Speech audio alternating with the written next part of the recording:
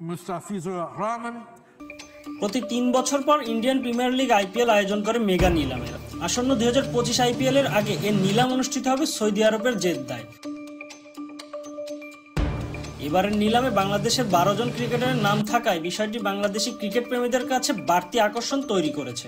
এদিকে Bangladesh cricket board BCB এবারের নিলামে অংশ নেওয়া 12 ক্রিকেটারের জন্য আগামী 3 বছরের আইপিএল আসরে অংশগ্রহণ নিশ্চিত করতে আনুপত্তি এনএসইউ দিয়েছে।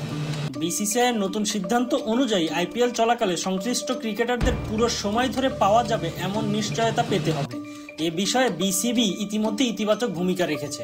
ইতিমধ্যে এবারের নিলামে বাংলাদেশের প্রতিনিধিত্ব করবেন সাকিব আল হাসান, মুস্তাফিজুর রহমান, লিটন কুমার দাস, তাসকিন আহমেদ, মেহেদী হাসান মিরাজ, শরীফুল ইসলাম, তাওহিদ হৃদয়, রিশাদ হোসেন, তানজিম হাসান সাকিব, শেখ মাহাদী হাসান, হাসান মাহমুদ এবং নাহিদ রানা। ক্রিকেটারদের ভিত্তিমূল্য ইতিমধ্যে নির্ধারণ করা হয়েছে।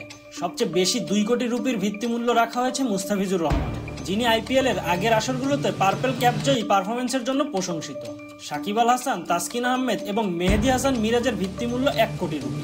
বাকি 8 জনের ভিত্তিমূল্য রাখা হয়েছে 75 লাখ রুপি। এদিকে এবারের মেগা নিলামের অন্যতম আকর্ষণ হল বিসিসিআই এর 3 বছরের আইপিএল সূচি ঘোষণা। 2025 সালের আসর শুরু হবে 14 মার্চ এবং ফাইনাল অনুষ্ঠিত হবে 25 মে।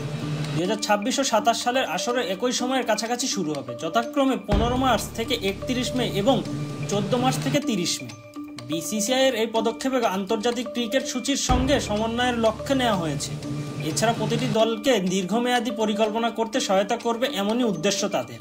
জেদ্দায় অনুষ্ঠিত মেগা নিলামের যে ক্রিকেটাররা দল পাবেন তারা আগামী 3টি আসরে আইপিএল এর ফ্র্যাঞ্চাইজিগুলোর সঙ্গে যুক্ত থাকবে, যেখানে খুব অল্প সংখ্যক ক্রিকেটারকে অন্তর্ভুক্ত করা হবে। তাই এবারের মেগা নিলামের প্রত্যেক খেলোয়াড়ের জন্য বড় সুযোগ।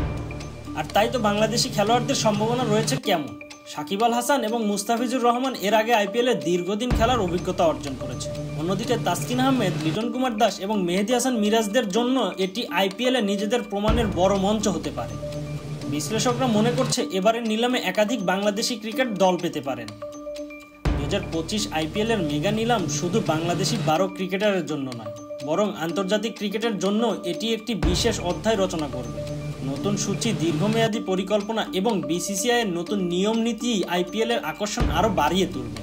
আর তাই তো এখন দেখার বিষয় কোন দলগুলোতে সুযোগ পান বাংলাদেশি ক্রিকেটাররা। যেখানে কলকাতা নাইট রাইডার্সের হয়ে খেলার সম্ভাবনা রয়েছে তাসকিন আহমেদের, এবং চেন্নাইয়ের রহস্যময় পোস্টের মাধ্যমে অনেক ক্রিকেট প্রেমীরাই ভাবছে যে চেন্নাই এবার সুযোগ পাবে সাকিব আল হাসান, এবং মুস্তাফিজুর রহমানের সুযোগ রয়েছে রয়্যাল চ্যালেঞ্জার্স বেঙ্গালুরু হয়ে।